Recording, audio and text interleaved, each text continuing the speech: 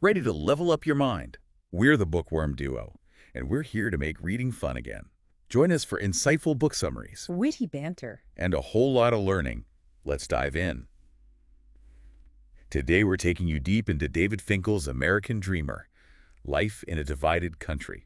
It's a powerful look at What it means to be American. in a time when, Well, things feel pretty fractured. to say the least. What Finkel does so brilliantly is zoom in on this small group of people Okay. in Georgia, all connected in different ways, and follows them from Election Day 2016 through the 2020 election. So like the whole, It's like holding a magnifying glass up to America and seeing all the political, racial, and economic tensions playing out on a personal level. on a personal level. Right, it's not just about like abstract issues, it's about real people grappling with them. Exactly. And the central figure in this story is Brent, a retired Army colonel, Yeah. trying to find his footing in civilian life. Hmm. He's got this seemingly perfect life, lives in an affluent Georgia county, has a lovely home, but there's this underlying sense of unease, almost like he's searching for something. Yeah, what's fascinating about Brent is that he spent his career striving for morality and empathy, both in war and in raising his daughter Meredith, who has Down syndrome. Okay. But now he's wrestling with this feeling of purposelessness. It's like he's lost his enemy. Right. And in a way, the book explores how that enemy has become internalized, almost Wow. like a phantom limb. Wow, that's a really interesting way to put it. And this internal struggle is playing out against the backdrop of Trump's presidency, right? Yeah, exactly. Brent's father was a big believer in the classic American dream, right? Yeah. Hard work equals success, but now Brent's seeing that dream become more and more elusive, not just for himself, but for so many others. Exactly. And this tension between the America he believes in and the America he's experiencing is further amplified by this recurring dream he has. Yes. The shadowy figure from his time in Iraq. Yeah. It's almost as if the trauma of war has morphed into this generalized anxiety. Yes, generalized anxiety about the state of the country. Okay, so we've got this internal conflict brewing, and then things get even more complicated when Brent takes a job Right. at the University of North Georgia, Yes. heading up their ROTC program. It's like he's walking into A microcosm. a microcosm of the divisions playing out in the wider world. Exactly. One of the most striking examples of this is the incident with Dante, a black ROTC cadet Yes. under Brent's command. Under his command. Dante takes a photo of an administrator in a compromising position, and it blows up into this huge scandal. Hold on. Let me make sure I'm following. Yeah. So Dante takes this photo and shares it. Yeah. What was he thinking? That's a great question, and the book doesn't give us a simple answer, Right. but it does show us how Dante's actions get interpreted through this lens of racial bias, Okay. and how Brent is forced to navigate this incredibly complex situation. He wants to support Dante, but he also has to uphold the standards of the institution. It's a Right. real tightrope walk. And it really highlights the contrasting backgrounds of these two characters, right? Yes. Brent comes from a place of privilege, Hmm. whereas Dante has had to overcome so much more Right. to get to where he is. Mm. It makes you think about how the same action can be viewed so differently depending on who's doing it. Absolutely. And this theme of contrasting perspectives comes up again and again in the book. Another powerful example is the controversy surrounding the Blue Ridge Rifles, Yes. a cadet group with a racially insensitive insignia. Wait, remind me, what was the insignia? It was a Confederate battle flag, Oh, okay. and Brent's decision to enforce Army regulations and remove the insignia triggers Yeah, a massive backlash from alumni, I bet. many of whom see it as an attack on tradition. So he's caught between this rock and a hard place, right? Trying to uphold the values of the Army, but also respecting these Deeply ingrained tradition, deeply ingrained traditions, even if they're problematic. even if they are. And it forces us, the readers, to confront this question.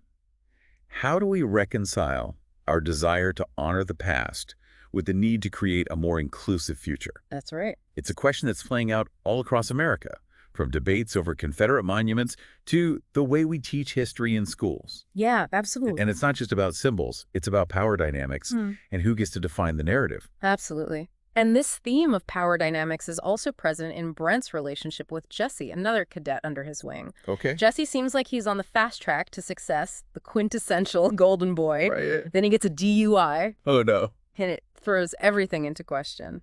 You know, it's interesting. We often hear about second chances, especially for people in positions of privilege, but we rarely see the internal struggle, the weight of expectations that comes with those second chances. Does the book explore that with Jesse? It does. And it also prompts Brent to reflect on his own youth and the opportunities he was afforded. He realizes that not everyone gets the same safety net, the same leeway to make mistakes. Right. It's a moment of real self-awareness for him. Okay, so we've got this web of interconnected characters all grappling with these really complex issues. Right. Race, privilege, tradition, the American dream. And it sounds like the book really dives into the nuances of their experiences. Yeah, it does. But I'm curious, does it ever shift focus away from Brent and onto the women in his family? Yes, it does. In fact, his wife, Laura, offers a completely different perspective on what it means to live in a divided country. Okay, I'm intrigued. Tell me more about Laura. Okay. What's her story? Well, while Brent is wrestling with these big philosophical questions about America, Laura's anxieties are much more grounded in the everyday. Sure. She is increasingly worried about personal safety and the changing demographics of their community. It's almost like she's living in a different reality from Brent, even though they share the same house. I think a lot of people can relate to that feeling of living in different realities, especially these days. Yes. What are some of the things that trigger Laura's anxieties? Well, for one, she's hypervigilant about security. The book shares this anecdote about her freaking out over an Airbnb on their street, convinced that something shady is going on. Oh, wow. It's almost like she's projecting her fears onto this unknown entity. And then there's this incident where her daughter, Emily, points out a microaggression that Laura hadn't even noticed. Wait, so Emily is Brent and Laura's other daughter, the one without Down syndrome? Yes, that's right. Okay. And Emily brings this whole other generational perspective to the story. Okay. She's much more attuned to issues of social justice. Okay. And she starts calling out the subtle ways in which her sister, Meredith, is treated differently because of her disability. Oh, wow. This leads to some really uncomfortable family conversations I bet. about race and privilege, which is interesting because it mirrors what's happening in the wider world. I'm sensing a theme here. These personal anxieties reflecting larger societal anxieties. Exactly. Finkel is showing us how these divisions aren't just abstract concepts, they're playing out.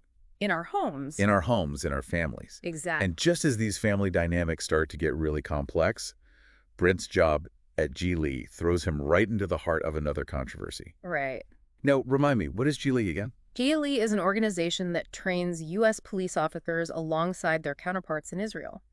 Okay. They focus on community policing strategies, but the organization itself has become incredibly controversial, especially in the wake of George Floyd's murder and the Black Lives Matter protests.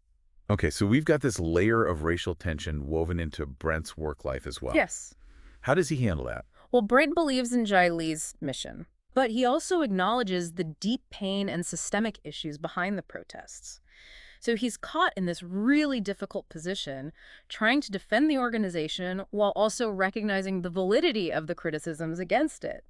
It's another example of how the book forces us to hold these conflicting ideas in our minds at the same time. Man, it sounds like Brent can't catch a break.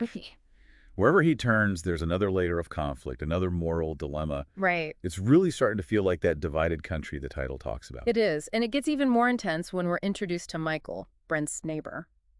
Michael is a quadriplegic man with a completely different worldview. Okay. A stark contrast to Brent's more liberal perspective. Okay, I'm really curious about Michael now. What makes his worldview so different?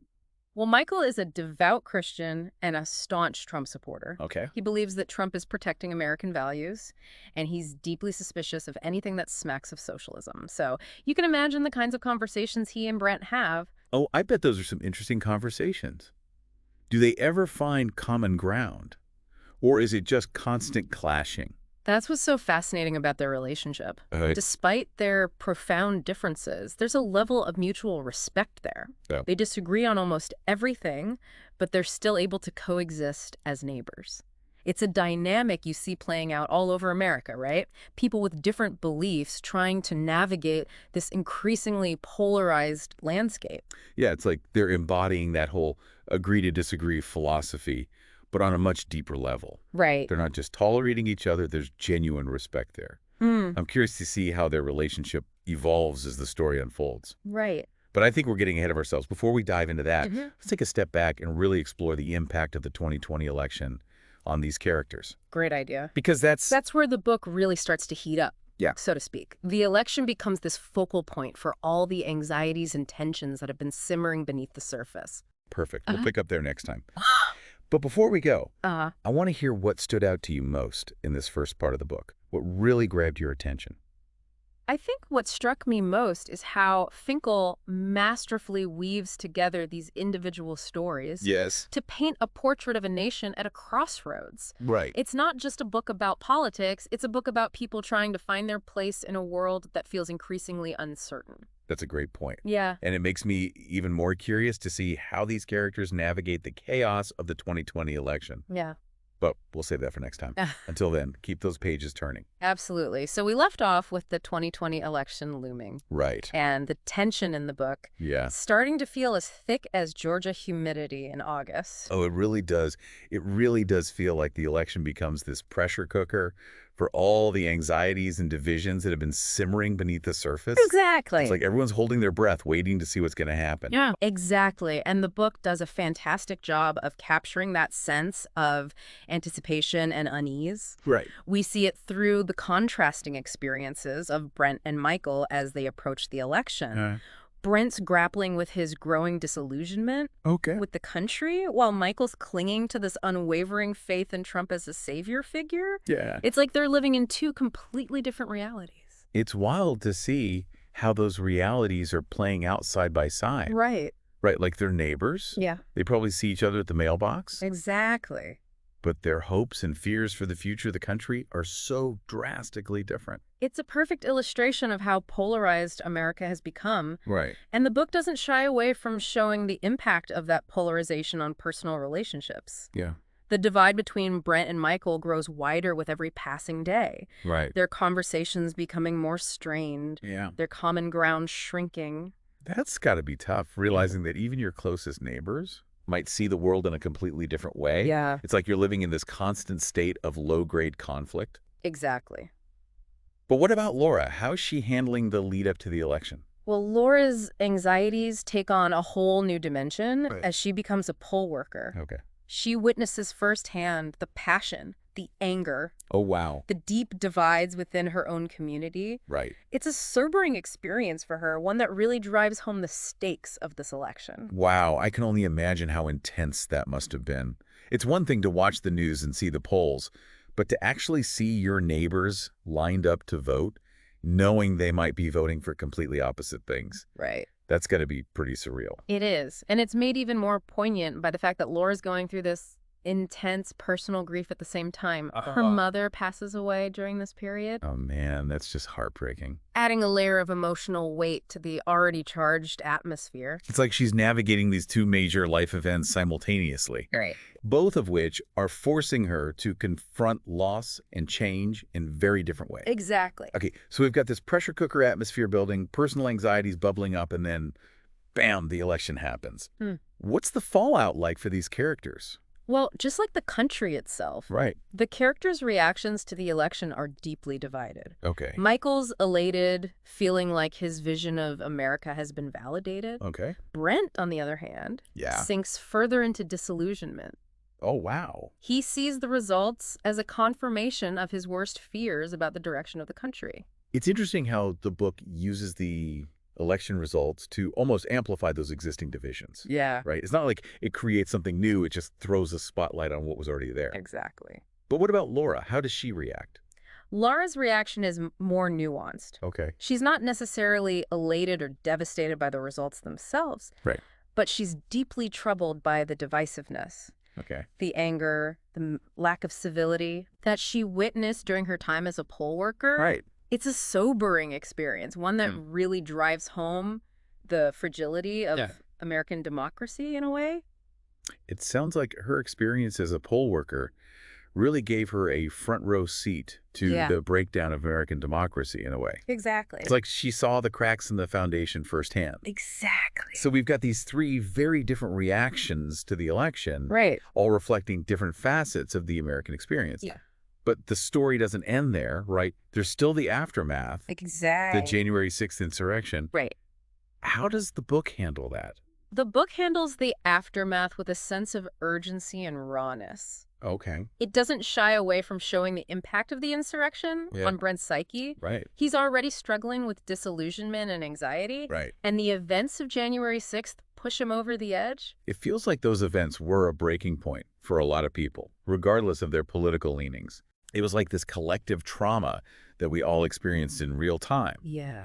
But what about Brent specifically? Right. How does his mental state deteriorate? Well, we see his anxiety manifest in this really disturbing episode on Memorial Day. Okay. He goes to a shooting range, Right. hoping to find some solace Right. in the familiar ritual of firing his shotgun, but it backfires spectacularly. Oh, wow. He ends up having a complete breakdown, Okay. overwhelmed by fear, rage, Yeah. and a sense of utter hopelessness. That sounds really intense. Is it like a panic attack? Yeah. A flashback to his time in Iraq? What triggers it? It's more like a culmination of all the anxieties and traumas he's been carrying for so long. Okay. The noise, the smell of gunpowder, the act of firing a weapon. Yeah. It all triggers a flood of emotions that he can no longer control. You know, it's interesting because you mentioned earlier that Brent had lost his enemy, Right. that it had become internalized. Yeah. But in this scene at the shooting range, Yeah. it feels like the enemy has suddenly become very real again, very externalized. Right. It's like the lines between internal and external conflict have completely blurred. That's a brilliant observation. It really speaks to the book's power to capture the psychological impact of political division. Yes. It's not just about policy disagreements. It's about how those disagreements seep into our minds, our bodies, our relationships, our very sense of self. Exactly. It's like the book is showing us that these political battles aren't just happening on TV or in the halls of Congress. Yeah. They're happening inside of us too. Yes. And sometimes those internal battles can be even more destructive than the external ones. Exactly. And I think that's one of the most important takeaways from the book. Yeah. It's a reminder that we need to be mindful of the ways in which political rhetoric and division can impact our mental health, Right. our well-being, our ability to connect with others. Okay, so we talked about Brent's breakdown, but what about the other characters? How are they coping with the aftermath of the election and the insurrection? Does the book offer any glimpses of hope, or is it all pretty bleak? Well, the book definitely doesn't shy away from the bleakness of the situation. Right. But it also offers moments of resilience, Okay. moments of connection Okay. that suggest the possibility of healing and reconciliation. I'm really curious about those moments. Right? Can you give us some examples? What does resilience look like in this context? For Laura, resilience looks like finding solace in her family, Okay. in her community, in the simple joys of everyday life. Right. She starts attending a grief support group Okay. where she connects with other people who have experienced loss. That's so important, right? Finding those spaces where you can be vulnerable, where you can share your grief Right. and connect with others who understand what you're going through. It's like a reminder that even in the darkest of times, Yeah. there's still community, Yes. there's still love, there's still hope. Absolutely. And for Emily, resilience looks like continuing to challenge Well, her parents' worldview, okay. to push them to confront their own biases and blind spots. Right. She represents a younger generation Yeah. that's less willing to accept the status quo, Okay. a generation that's demanding change, Okay. demanding accountability. I love that. It's like she's this voice of conscience, Yeah. this reminder that even in the face of despair, we can't give up on the fight for a more just and equitable world. Exactly. And even Michael, Right. despite his unwavering support for Trump, Yeah. expresses moments of doubt, moments of vulnerability. Yeah. He grapples with the fact that his son, who serves in the military, disagrees with his political views. That's right. He struggles to reconcile his faith Yes. with the violence and hatred that he sees erupting around him. Exactly. Wow, that's really powerful. Yeah. It shows that even within the most seemingly rigid worldviews, there's still room for complexity, for nuance, for internal conflict. That's right. It's like those moments of doubt are the cracks in the armor, Yeah. the places where empathy and understanding can seep in. That's a beautiful way to put it. And I think those cracks are what give us hope, Right. what reminds us that even in a divided country, Yeah. we're not irrevocably broken. Exactly. So the book ends on a note of cautious optimism then. I wouldn't say it's optimistic exactly, Right. but it's definitely not hopeless. Right It's on. more like a call to action, Okay. a challenge to each of us to confront the divisions Yeah. within ourselves and within our communities, to Yeah. find those cracks in the armor Yeah. and start building bridges instead of walls.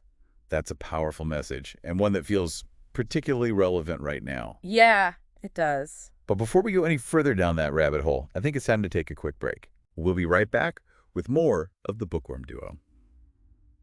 All right, we're back and ready to wrap up our deep dive into David Finkel's American Dreamer.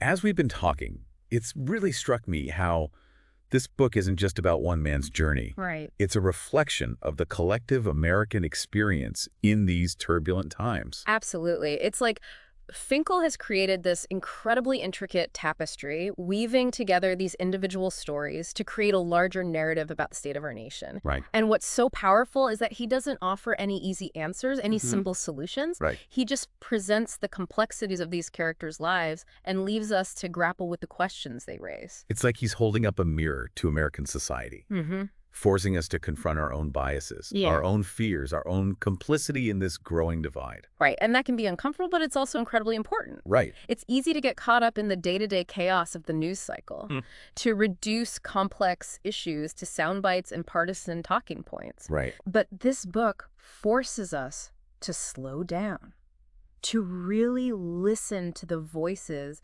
of those who are often marginalized or overlooked. It's like he's reminding us that behind every headline, every statistic, every political debate, there are real people whose lives are being impacted. Exactly. And I think that's what makes this book so relevant, so thought-provoking. It's not just about politics. Yeah. It's about empathy, about understanding, Right. about recognizing our shared humanity, even in the midst of profound disagreement. It's like he's saying, look, we might not agree on everything, Right. but we're all in this together. Yeah. We're all Americans, and we all have a responsibility to try to understand each other better. I think that's a perfect way to put it. And it's a message that feels especially urgent right now, given the state of our political discourse. Absolutely. So as we wrap up this deep dive, what's the one thing you want our listeners to take away from American Dreamer? What's the nugget of wisdom that you hope will stick with them long after they finish listening? I think the most important takeaway is the importance of nuance. Right. It's easy to fall into the trap of black and white thinking, Right. to see the world in terms of us versus them. Right. But this book reminds us that there's so much more to the story. Yeah. So much gray area. Right. So much common ground to be found if we're willing to look for it. It's like he's saying, don't just listen to the loudest voices, the most extreme viewpoints. Right. Take the time to listen to the quiet voices, the ones who are often drowned out by the noise. Exactly. And don't be afraid to challenge your own assumptions, Mhm. your own biases. Right. Be open to the possibility that you might be wrong, Yeah. that there might be another way of seeing things. I love that. It's a reminder that learning is a lifelong process, Yes. and that we should always be striving to expand our understanding of the world, even if it means getting a little uncomfortable sometimes. Absolutely. And I think American Dreamer is a great place to start that process. So there you have it, folks, our deep dive into David Finkel's American Dreamer. Yes. If you're looking for a book that will challenge you, move you, and make you think deeply about the state of our nation, this is definitely one to add to your reading list. I couldn't agree more. It's a powerful, timely, and ultimately hopeful reminder that even in a divided country, we can still find ways to connect, to understand, and to build a better future together. Absolutely. Thanks for joining us. Subscribe for more bookish adventures and hit that like button if you enjoyed the ride. Yes. Don't forget to share the knowledge, spread the word.